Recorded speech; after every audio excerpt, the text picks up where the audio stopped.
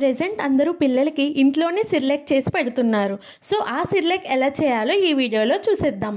Hi friends, welcome back to my channel చిట్టి చిన్ని కథలు. ఈ వీడియోలో మనం చేస్తున్నది దాల్ సిర్లాక్. అంటే 2 నుంచి 3 రకాల పప్పుల వరకు మనం యాడ్ చేసుకోవచ్చు. మనం తీసుకున్న ఇంగ్రీడియంట్స్ని 2 or 3 టైమ్స్ బాగా వాష్ చేసుకోవాలి. వాష్ చేసిన తర్వాత ఇలా కాటన్ క్లాత్లో వేసుకొని వాటిని ఆరబెట్టుకోవాలి. చూసారు కదా, ఇలా మనకి డ్రైగా రావాలి. ఇంతకీ మనం తీసుకునే ఇంగ్రీడియంట్స్ ఏంటంటే పెసరపప్పు, మినపగుళ్ళు, ఇంకా ఎర్ర కందిపప్పు, ఇంకా అలానే వాము, జీలకర్ర, ఇంకా డ్రై ఫ్రూట్.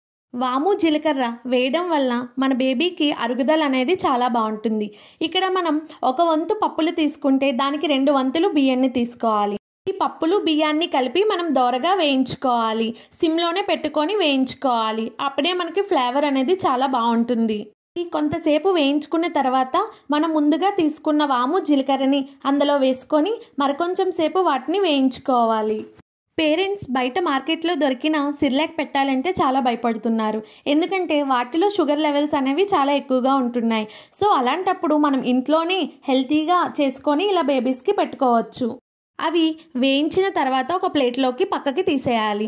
తర్వాత మనం ఆల్రెడీ తీసుకున్న డ్రై ఫ్రూట్స్ని కొంచెం సేపు సిమ్లో పెట్టుకొని వేయించుకోవాలి. డ్రై ఫ్రూట్స్ వేయించిన తర్వాత అన్నింటినీ కొంచెం సేపు పక్కన పెట్టి చల్లారనివ్వాలి. చల్లారిన తర్వాత వీటిని మనం మిక్సీ పట్టుకోవాలి. మన పిల్లల ఏజ్ బట్టి మనం వీటిని గ్రైండ్ చేసుకోవాలి. కొంచెం 6 to 8 months వరకు వాళ్ళకి కొంచెం మెత్తగా ఉంటే ఇష్టపడతారు. సో 8 months దాటిన తర్వాత వాళ్ళకి కొంచెం రఫ్గా ఉంటే తినేస్తారు. సో ఏజ్ బట్టి మనం ఎలా మిక్సీ పట్టుకోవాలో మనమే చూసుకోవాలి.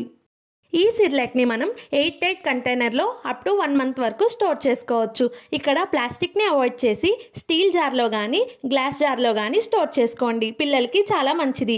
ఈ వీడియో కనుక మీకు నచ్చితే please like, share and comment. ఇంకా ఎవరైనా సబ్స్క్రైబ్ చేసుకోకపోతే ప్లీజ్ సబ్స్క్రైబ్ మై ఛానల్.